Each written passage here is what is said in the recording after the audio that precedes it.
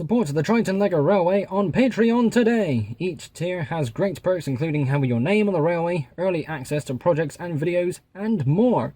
If you like what you see and want to help it grow, join the Triton Lego Railway on Patreon today. Link in the description below. Hello and welcome to another LEGO Train MOC Showcase video. This is a Great Western Railway 3700 class. This one in particular was modelled after the City of Truro. This is a fascinating build, if I do say so myself, because it is so different to what I've been doing recently. All those larger, more sturdier builds. This is smaller and is a lot more fragile. Not as much as when I first started building this, but in comparison to what else I've been building, this is definitely not as easy to handle. Before we go any further, this is a Patreon sponsored build. If you like what you see and you want to see more of this in the future, be sure to give me some support on Patreon. The link is at the top of the description and it does go a long way. So, this is a very different model. We're going to go over the boiler first. I'm going to move the tender to a side. This is very different. I just love playing with this because of how much it contrasts with all the other models I've made. But we'll get to the drive wheel section in just a moment. So the front end isn't anything too special, it's just a front plate holding the front of the boiler up. However, this front wheel section is something I'm actually really pleased with. So this is a 440, and the details here on the side of the wheels are things that stood out. I'm going to make sure that gap was there, I'm going to make sure all these details were there. And with the blocky nature of LEGO, it wasn't too difficult, but deciding on what detail I wanted to go with was a bit tricky. Ultimately, I went with this, which is some handles next to some 1x1 circular tiles. It looks really good, although it does have a simple look to it. Nonetheless, it is something I'm very happy with, and something I'm probably going to try and replicate in future builds. Given how famous this locomotive is, I did go ahead and give it some golden buffers. I think all of my 7-wide locomotives still have golden buffers, but of all locomotives, this one deserves it more than others. The face of the boiler is very different. This is a design I haven't used before. It uses 2x2 sort of circular tiles in a way, like an edge of a round piece, something that would fit along this round design on the boiler here. And I've also got this, I think it's like a 3x3 sort of shape. It's very different, but it's a Technic piece. And I've got a Technic rod going down the boiler and it's connected to this handpiece on the end. It's very nice. It does look very accurate.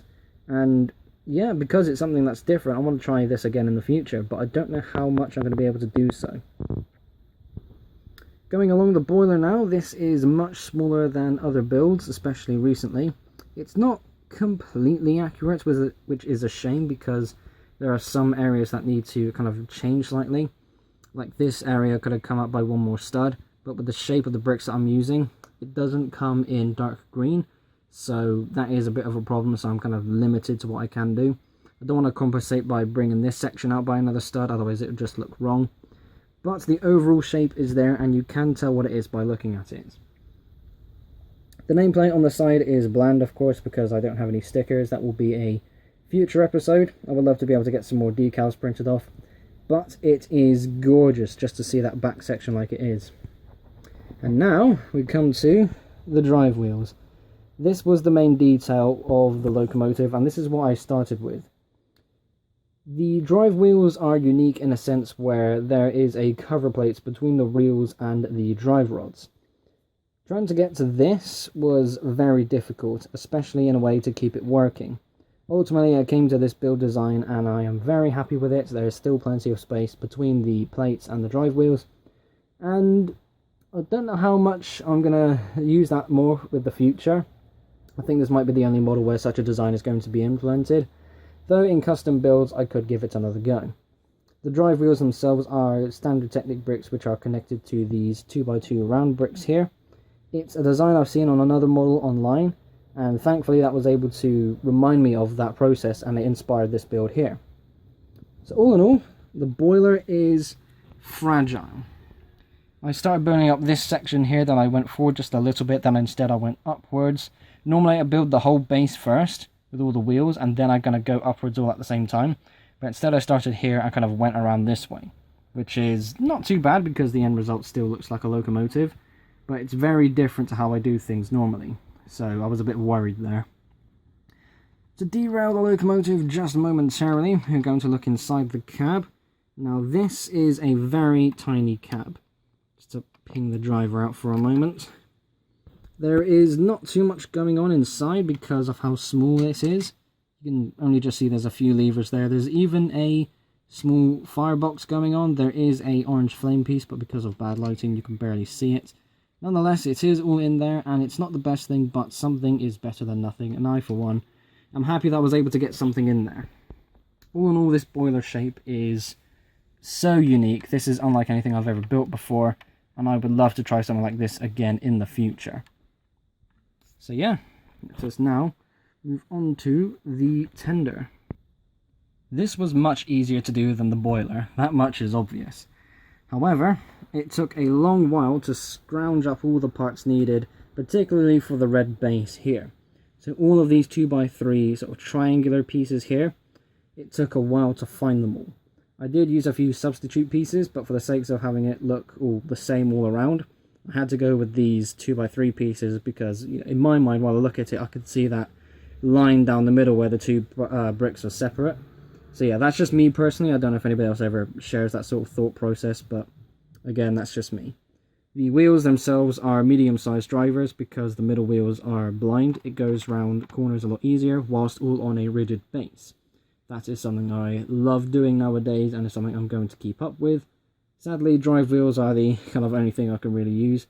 Hopefully one day in the future there will be blind wheels that I could use just normally, and that will be a good replacement. Looking at the rest of the tender, it is kind of clean, kind of tidy, but it shows how small it is as well. It's fairly lengthy, but there isn't too much to go on.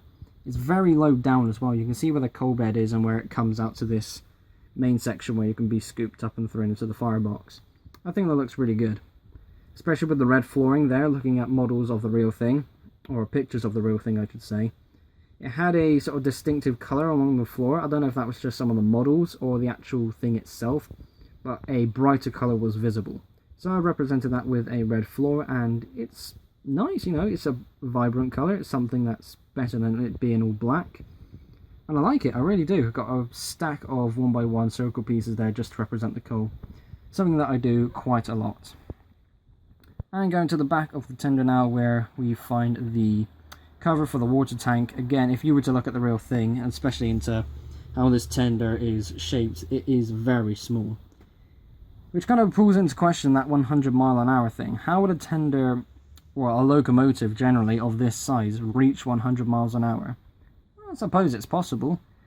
Technically, this locomotive in real life still exists. Bring it back up to steam, we could test it, but that might take a few days.